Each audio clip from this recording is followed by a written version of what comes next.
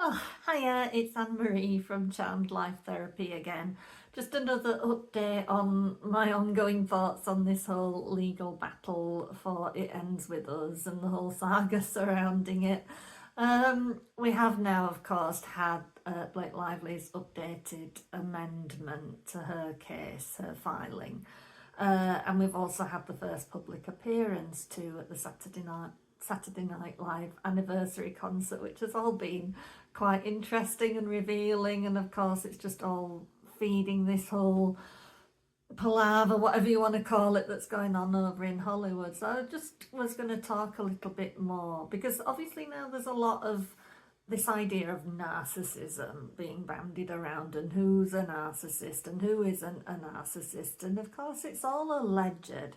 We still don't really know the truth of everything, and every time some new bit of story crops up, it's so very easy to just jump on it and immediately change the way that you're feeling or who you're backing or whatever it is. But it's still strongly now, despite this updated amendment, it's still very strongly not looking great for Blake Lively and Ryan Reynolds, and they certainly didn't help themselves the other night with the appearance at the Saturday Night Live concert. And it's now clear as well from first-hand knowledge, not my first-hand knowledge, somebody else's first-hand knowledge, that Ryan Reynolds created that line or tweaked that line that he stood up and said among the audience of his peers at that concert, that really is taking a little bit of a joke at the fact that his wife is embroiled in a sexual harassment accusation lawsuit and a defamation and all of the rest of it, that there's been a whole plot orchestrated against her. You know, what woman would want their husband standing up in that environment and making light of it? I can't think of any one woman ever that would enjoy that. And so in my mind, there's still a little part of this, like, is this some, I'm not dismissing anything that Blake's done and not done, or I think just part of it is this separate thing of, is part of this ongoing thing, and how he used dog pool and nice pool. I mean, when you think about that dog pool scenario of how basically one of the lines that Nice Pool said was that basically the dog only has to go missing for a little while and she's searching for a new papa. Was he actually referring to his wife as that little ugly, gloriously ugly dog? You know, and his wife as some kind of uncontrollable bitch?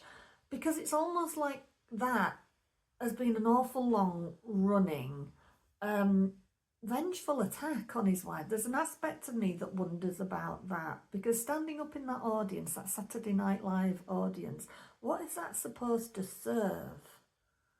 What, you know, who are you trying to convince? Or is it just another another piece in this awful long running line of digs about your wife? And it brings up that question again of, is a big part of this problem that Blake Lively, in possibly a slightly hormonal state of mind when her husband had been, you know, wasn't around because he'd gone off to film Deadpool and Wolverine, did she start catching feelings for Justin Baldoni and start writing him inappropriate text messages, which we're aware of now, the whole insinuating the whole no teeth thing and all of that, which is very cringeworthy, and the late night messages and the rest of it, but not really getting that joy back from him.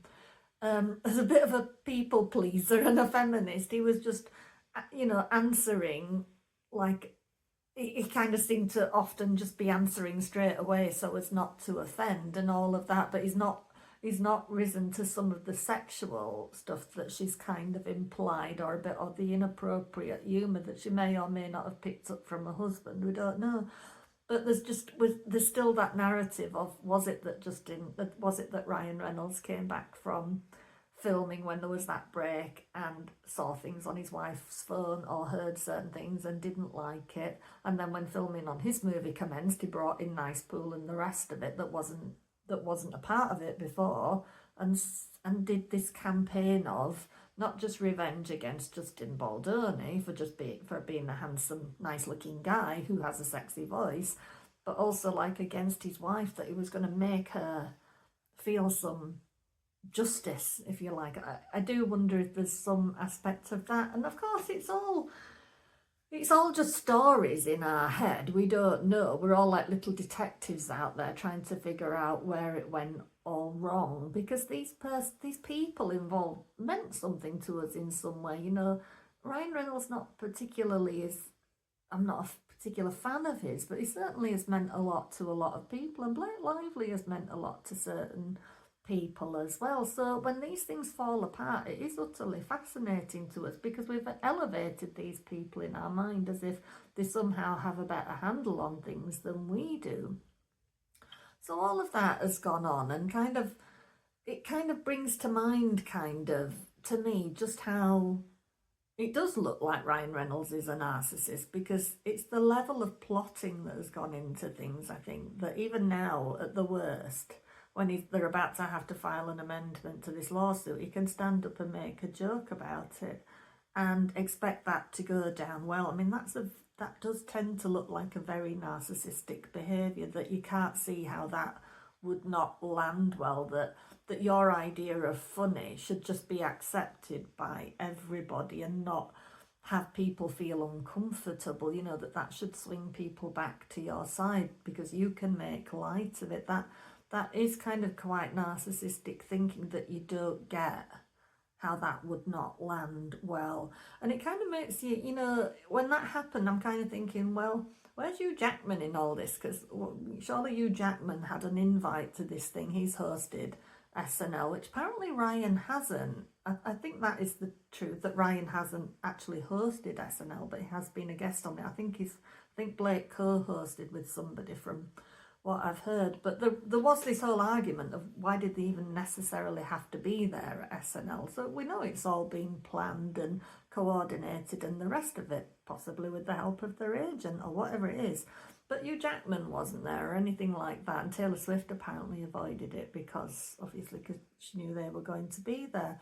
But it kind of reminded me of how Ryan stood up, you know, not so long ago while all of this was still in motion at Hugh Jackman's concert, and, you know, made a big thing of saying, you know, banging on about their bromance and how wonderful Hugh is and the best human being in the whole wide world. And, you know, none of that's to do with what Hugh is.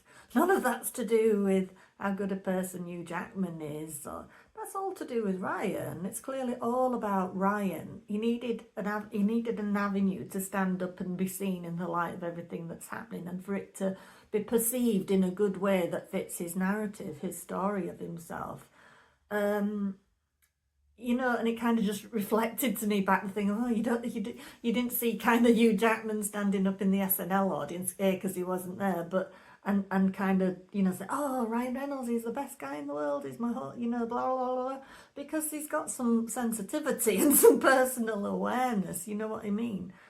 He's got to be questioning all of this, because anybody with, you know, half a mind of their own has got to be questioning what the real truth is behind any of this. And it does look more and more like Blake and Ryan either are narcissists or have a heavy dose of narcissistic traits, because they just don't seem to know or be able to be aware of what is acceptable or any kind of sensitivity. It's just the entire way they're going about it lacks empathy for anybody else that's being drawn into it. You know, they're starting to say things like, you know, I can't go out of the house, my children, and all of this. They haven't got a single thought for what's going on with Justin Baldoni's children. The man literally, I think in Hawaii or something, he's not even at home because he's trying to stay out of it all and away from it all and protect his family and just let the lawyers do whatever. He's not going to Saturday Night Live or, you know, showing up with his wife at a premiere or something like that. He's not trying to pretend that this isn't absolutely life devastating. You know, he's not making a joke of it. And that indicates to me that Justin Baldoni is not a narcissist. And that the amendments, I mean, oh gosh, over the last few days, I've tried my best to watch, or, you know, the various YouTubers that have been covering this new amendment. And when it's been going on for hours and hours and hours, I don't think I've got to the end of the thing yet. But basically, there's no there's no presented evidence. There's a lot of talk about this person said this person agreed, this person texted me and said this, but I can't show you that. I'm not showing you the screenshot. It'll be presented later if necessary, basically. So what you can learn from that basically is that on that set when things were happening, I mean, the way she's played it is that Justin and JB Heath, the other producer, have been walking around that set like a couple of predators, touching everybody all of the time, whether they wanted it or not. Talking about sex in front of everybody all of the time, bringing in all these new sex scenes, walking in on her breastfeeding on purpose, trying to, tell her to strip off basically and show more flesh because it's sexy. So you kind of get this sense of, wow, everybody on that set, it must have felt like they had to go home and have like 3 showers just in order to feel normal. That's how this case is being presented. But where's all the people saying that? Because the thing is, if Blake was on that set going around spreading little seeds here and there, very powerful person with an exceedingly powerful husband, whose agent is the top agent in Hollywood, who have all these other businesses, you know what I mean, who's the top dog on set, if they're walking around, doing little love bombings to you and giving you little gifts and including you in things, and then dropping in little things about things that made them uncomfortable, made them feel unsafe. It partly is a woman problem, this, because us women, we do tend to say, oh gosh, wow, that's terrible, I'm so sorry that's happening to you. Yeah, I guess I did feel a little bit something like that, and it starts being like Chinese whispers, and it starts growing and building. But when push comes to shove and somebody says to you, hey, you remember when you said such and such, do you want to get involved in my lawsuit that's about how I felt sexually harassed, and it was systemic on this set? You get those people thinking, oh God, I didn't actually really feel it, or certainly not to that level. I don't want to be involved in a lawsuit. No, I don't want my name to it, because this could kill my whole career if it goes wrong. And even if it don't go wrong, I don't want to be a part of it. So that's Blake Lively's problem, is that no matter what people said on the set in order to just be friends with her or just appease her, because obviously we've heard a lot now how she's a person that doesn't like to hear the word no, so she doesn't like opposing opinions. So in order to have a peaceful set, there's possibly a lot of people that walked around just basically agreeing with her and just shrugging it off the minute she left, not really thinking too much more of it. But now push comes to shove down the line and she's wanting you to back up her lawsuit. You're going to think, not very happy about that. I don't, blah, blah, blah. I'll agree like behind the scenes, but please don't subpoena me. But the thing is, what will happen is, if Blake and Ryan truly are narcissists, like they do seem to be, then they will stop at nothing. Because no matter what the evidence around them says, or anything, or anybody else's opinion says, they will believe their own narrative to the end of time, till they're dead and buried in their graves. It will never change, because a true narcissist is never wrong. So they will keep chasing this thing, and what they will do is they won't care a damn who gets ruined in the process. So it's looking like, if it does keep on going, because people are not just coming forward and publicly saying, agreeing with Blake's narrative, they will end up subpoenaing them. And the thing is, at that point, that person, and again, all of this is just alleged, that person has to make a choice whether they're going to say the truth, whatever that truth is, or whether they're going to say what works for Blake and Ryan and their future careers, because their whole livelihood might be hanging over them. And Blake and Ryan will not care that they are putting those people in that position of having to make that decision. They will only see their narrative. That is the way it is looking right now. So they can't be surprised when people turn around and say, it's looking like you two are a narcissist, because it's like I said before, and not everybody will like it. I don't believe that set has been like that to that degree of people walking around making people feel sexually uncomfortable every day of the year, because we had so much early evidence, both in Isabella Ferrer's text to Justin Baldoni, Brandon Sklenar himself saying what a great set it was to work on, how nurturing it felt, all of the rest of it. You've got people early doors before all of this other conversation came in. You know, they could have stayed quiet, they could have not said anything, but they weren't. They were saying what a great experience that was. I thoroughly enjoyed it. I've never been on a set quite like that felt so supportive. So it can't have been both things at the same time. There can't have been this culture of sexual discomfort and on the other hand, people saying what a great environment it was and what a enjoyable creative journey it was. So there's bound to be little bits here and there, no doubt. There's always discomforts when human beings are involved with things or people misinterpreting things. And not everybody will have liked Justin Baldoni saging them necessarily if that's genuinely what he was doing. And not everybody will understand, because it would grate on me his way of being really the feminist aspect of it, you know, and talking about the female gaze. That would rankle with me a little bit. So not everybody is going to gel with his personal thing, but that does not mean he's like some kind of sexual deviant, if you like, or guilty of SH. And again, you've got to leave some avenue open that we may or may not be right or wrong, but we can only judge on what we're seeing and what we're hearing.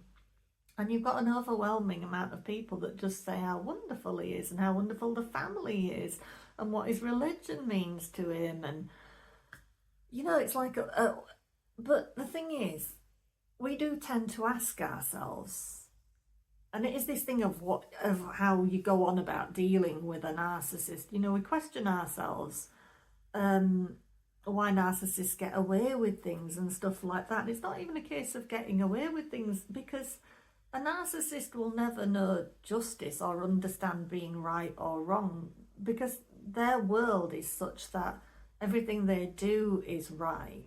And even like when they get a lot of negative feedback, you've got to realise that with a narcissist, any kind of feedback or being in contention with somebody or even getting along with somebody, it's all fuel in some way. They convert it into fuel that works for them.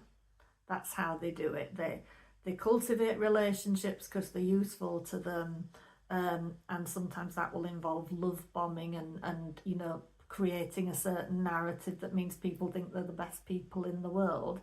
And sometimes that relationship will stay that way, and sometimes it'll stay that way to a certain point when they turn it into that concept of making people question themselves and start belittling people and chipping away at people until the narcissist becomes the only form of support that's left to the person.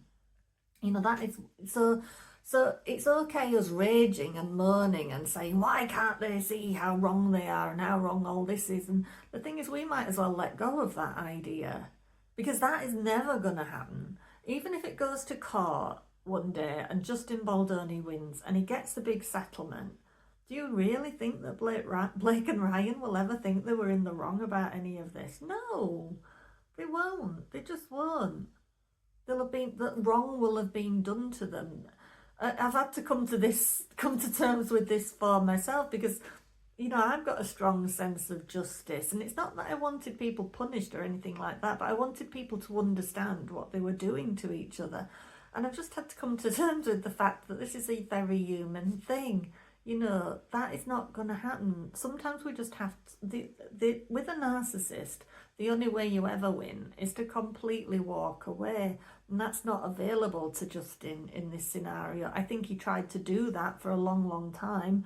And that's why he gave away so much control of his movie, because he didn't want to be in a fight that I think he realised, you know, reasonably early on that it was a fight he couldn't win.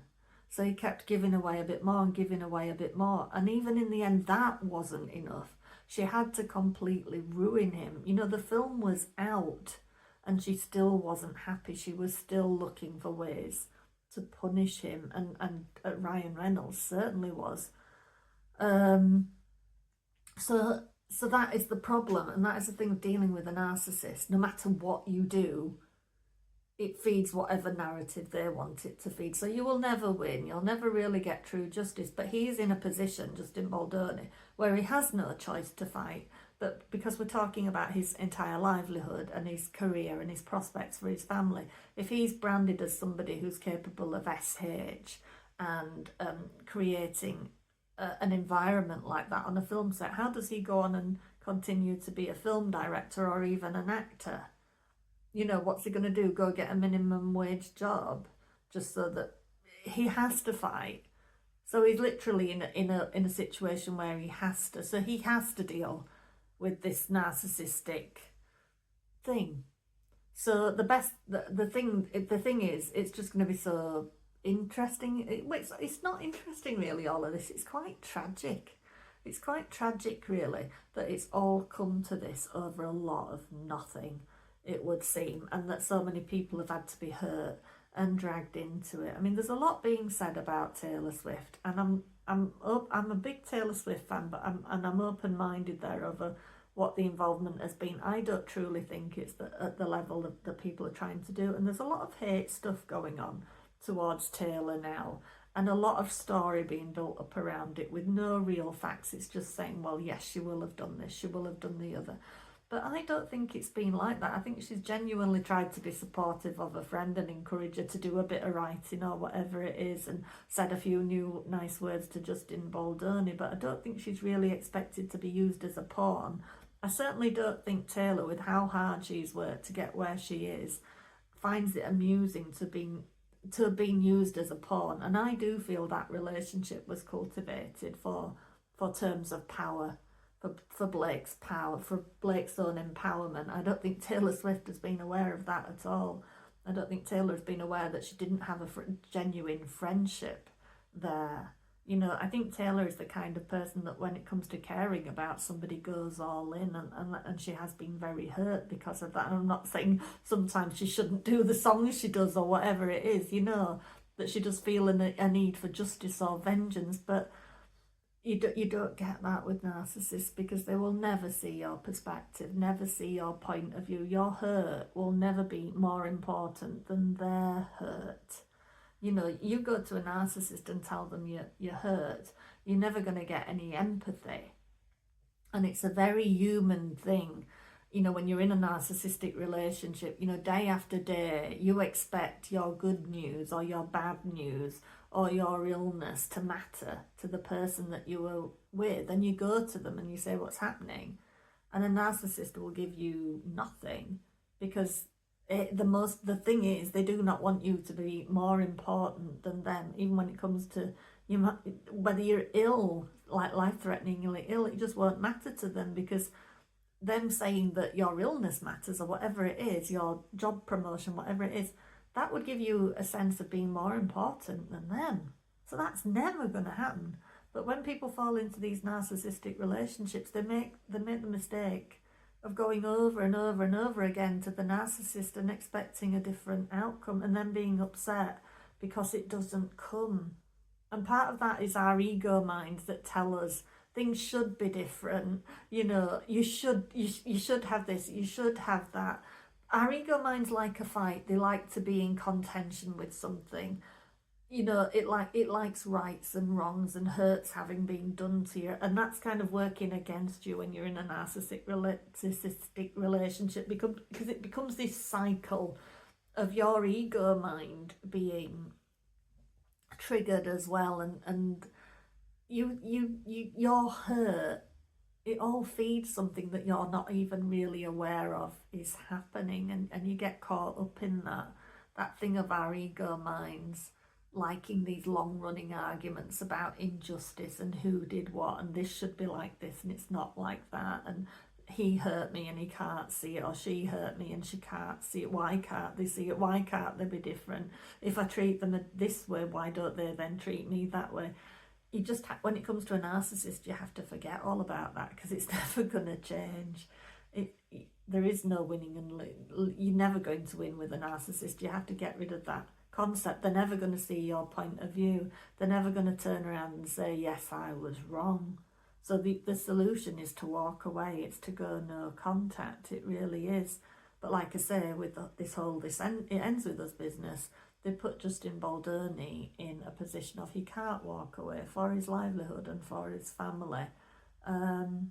Because how can his children grow up with their dad not having thought that implication of him doing those things? You know, I mean, the mere accusation of it being out there has already changed those children's lives. You know, and Blake Lively and Ryan Reynolds couldn't give a toss about that. There just really seems to be this thing in Ryan Reynolds' mind all along that Justin Baldoni needs to be brought down for something. Like when you think how Nicepool was killed in that movie. I mean, I found it really, you know, Deadpool's not really my thing. I was more watching it for Hugh Jackman. But I found that really uncomfortable, and that was long before I knew that he was literally living out Justin Baldoni and the things he would do to him through the use of that Nicepool character. You know, that is not normal behaviour, and it's all the premeditation involved, and it's the fact that he will never see that any of that is wrong. So we can have all the feelings of injustice we like in the world, it's never going to matter a jot. So we really just have to see how this thing plays out now and what comes next. But yeah, we really need to get our heads around the fact of I'll be very surprised if there's ever any kind of real apology that comes from the Lively camp. I cannot see that happening. So everybody out there that's a pundit or a podcaster or whatever, you know, if these people truly are narcissists, which it does look like, we're going to have to get over this idea that there's going to be some form of apology or mea culpa or whatever you think, because I just don't think it's going to happen. Or if it happens, it will be done in a very cynical, cleverly worded, snarkily languaged, hidden subtext kind of way, which seems to be Ryan Reynolds' go-to method of behaviour. And it's really quite sad, really, because you probably have a lot of people around them, like right now, that are really questioning whether they ever meant anything to these people, whether anything was ever really real at all. I mean, I'll be really disappointed now if Hugh Jackman comes out and he's still really, really buddy with Ryan Reynolds. But again, that's that human thing of us seeking justice that's quite possibly never going to happen. That's our ego minds, my own included, at work thinking in terms of there needs to be justice and there needs to be this and things should happen like that, and our sense of outrage and all of that. It literally means nothing. It literally means nothing. But it does give us a hard time in our own minds, and it's something we need to let go of, this sense of people are right and people are wrong and injustice. And it's very hard to do that when you're faced with narcissism and the clear unfairness of it, if you like. But like I say, the only way is to walk away from it completely. Narcissism, really, and narcissistic people, I think, in a way, exist to show us what's going on wrong in our own minds and what we need to look at for ourselves. Because having to deal with a narcissist, it's a mirror to all of the things that you internally feel about yourself. So any insecurities of yours will play out in this relationship. Any areas where you think lacking, they're for sure going to point them out to you or feed them. So really, getting involved with a narcissist, the best thing that can come out of it is if you examine yourself and any areas where you seem to be lacking self-esteem or self-worth, and ask yourself where that is coming from, and is it true? Because it isn't. You know what I mean? It's an opportunity to deal with your own shit in a way, to think, is this true or is this something I'm being fed? Is there something in me that's willing to believe that, and why is it believing that, and what can I do about it?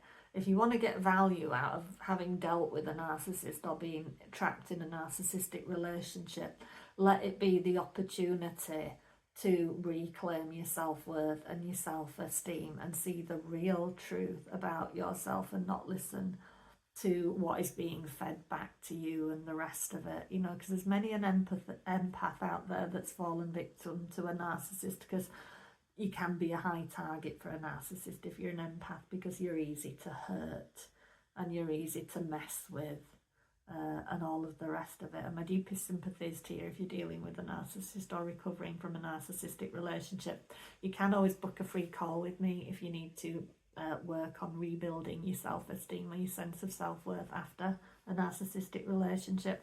I'll drop all the details in the caption below. Sorry, it's been a much longer video than I thought it would be. There's always free resources in the caption of my videos if you nip down and check it. And the most important of those is having a free introductory call to talk with me about rapid transformational therapy, because it's amazing at building back your sense of self-worth after or self-esteem after you've been in a long-term abusive relationship or faced some of the things that have cropped up that relate to this kind of whole Blake Lively, Ryan Reynolds thing. So please do consider that, and please do consider liking and subscribing and sharing wherever possible. I'm trying to make sense out of this whole legal case, to have it mean something more is my idea, not to just be, you know, getting all irate for no reason or expecting judgments and fairness and the rest of it, and people to do a certain thing just because. I want people to go off and examine how this can reflect back in their own lives and what they can make of it and what they can take from it, and how much better informed you can be going forward, if you like. That's my idea for all of this. But thank you for watching. If you stayed to the end, it does mean a lot to me. Thank you. See you later.